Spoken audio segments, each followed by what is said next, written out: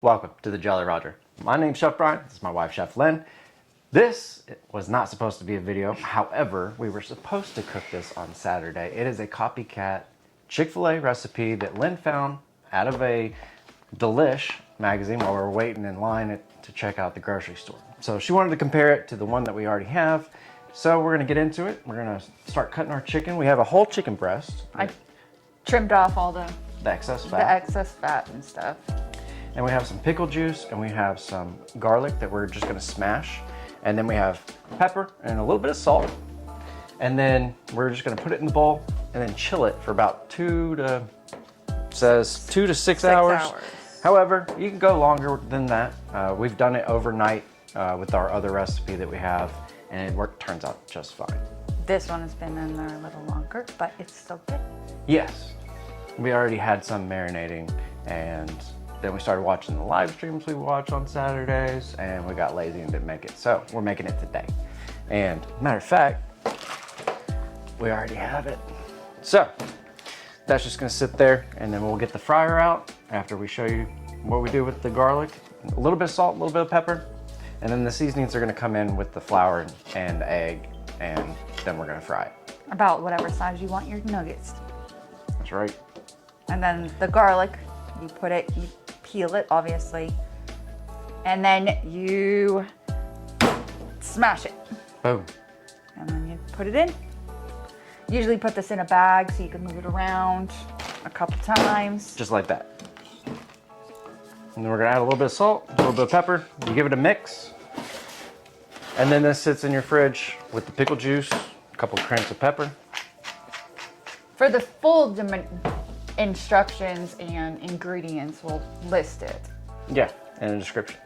This is only one chicken breast, so. The recipe calls for 3, so we're gonna make it extra.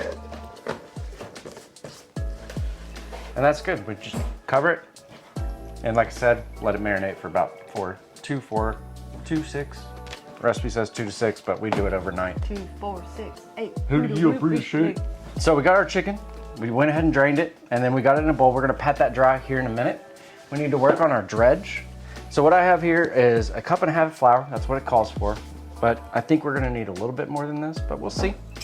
I have 2 tablespoons of paprika. It's gonna go in. I have 3 tablespoons of powdered sugar. And that is gonna go in.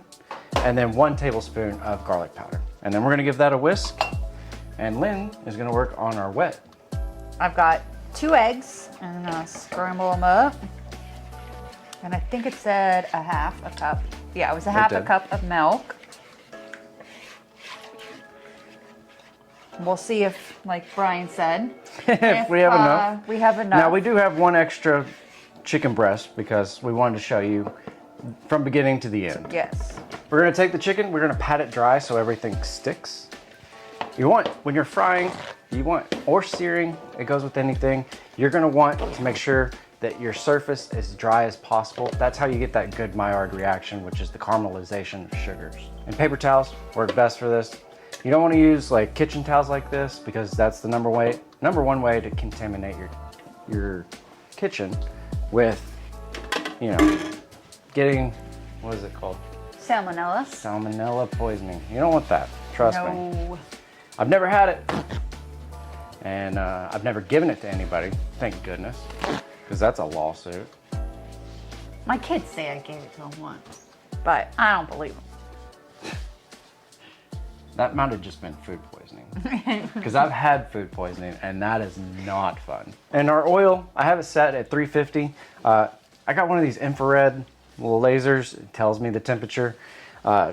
Some thermometers, they have limits on them, and they'll start beeping once they hit that range of where it's too much for them. So, I mean, it's kind of cool to have. You can get them at a hardware store. But, a typical thermometer, I tried it with this one, and it started beeping at me at like 260.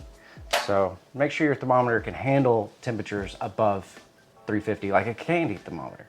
That would be perfect. You could just set it in here, and then you could see your temperature as it rises.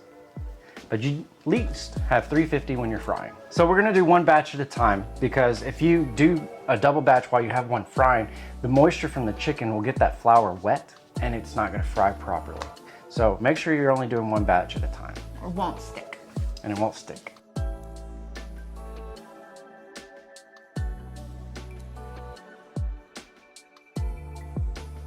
you shake off the excess, and then we're just gonna pop them in our fryer. And watch for spinach. And make sure you do not get this oil on you. It is extremely hot. And then we're gonna go till they're golden brown, and then I'll use the thermometer to make sure. We're using chicken breast. You want 165 degrees Fahrenheit, but you got that carryover cook, so at least 158, and then it'll carry over if you let it rest for about 5 minutes. You want to put some more in? Yep. I was gonna do this whole batch. Okay.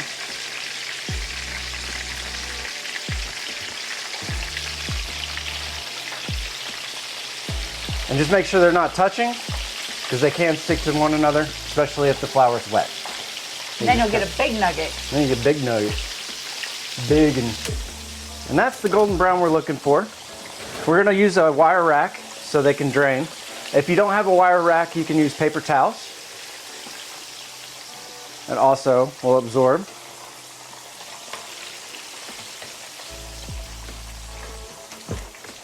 And then we're gonna immediately salt our little chicken nuggets. And I just have some kosher salt. And we're just gonna sprinkle it over top. And then we're gonna let these rest until they're not piping hot to taste them. And we're gonna finish the rest of our chicken. All right, so we got done frying, and Lynn wanted to go ahead and make their version of the Chick-fil-A sauce, and I looked up the ingredients on what it actually is. There's a little bit more things in it, like some paprika, garlic powder, onion powder, but I wanna try their version first before we go ahead and doctor it to make it a little bit more accurate. So Play with it some. Yep, so we start off with a 1/4 cup of barbecue sauce. And then we have 3 tablespoons of mayonnaise. And then we have 1 tablespoon of yellow mustard, 1 tablespoon of Dijon mustard, and 2 teaspoons of honey. And I think if we added the garlic powder, onion powder, and the paprika, I think it would be pretty good. There's also lemon juice in Chick-fil-A's version as well. And then we just mix everything together. And then we're gonna put a little bit for our thumbnail into a little container that looks like we robbed a restaurant. We didn't. We have a restaurant supply store in town, and that's where we go and get a lot of our cooking items. So we're just gonna make this look nice as you can make chicken nuggets look. And we'll take a picture and do a taste test. Well, there you have it. That's Delish Magazine Chick-fil-A nugget recipe, and we're gonna give it a try. We have another recipe. We've always cooked. We've done for a few years, and we like it. I think it's very, very close, but we're gonna try this one.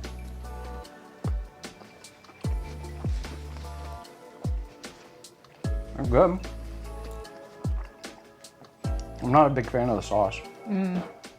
I do like Chick-fil-A sauce, but I mean, it's not horrible. I'm gonna try it without the sauce.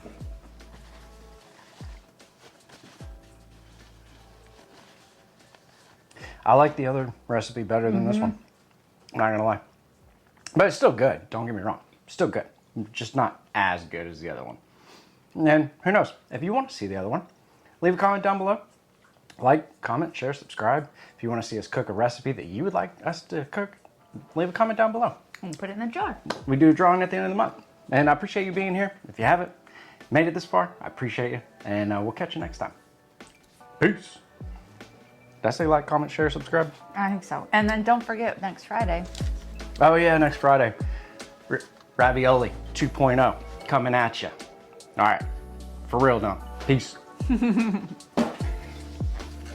Be quiet so I can eat. Yeah. Good. Garlic and paprika in there. It's not bad. I like the other recipe better.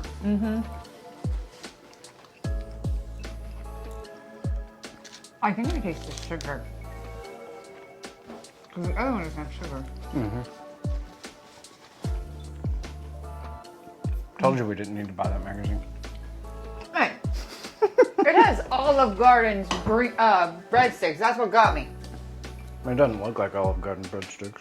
Well, we'll find out because we're making them. Here, look, okay.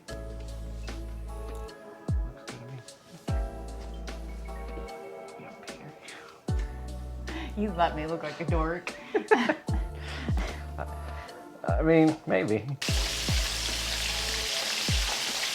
Thanks for doing all the hard work. Yeah, I always do. Brian doesn't like to get his hands dirty. That's staying out of the video. Oh, come on. Apparently you don't either. You're wearing gloves. I have nails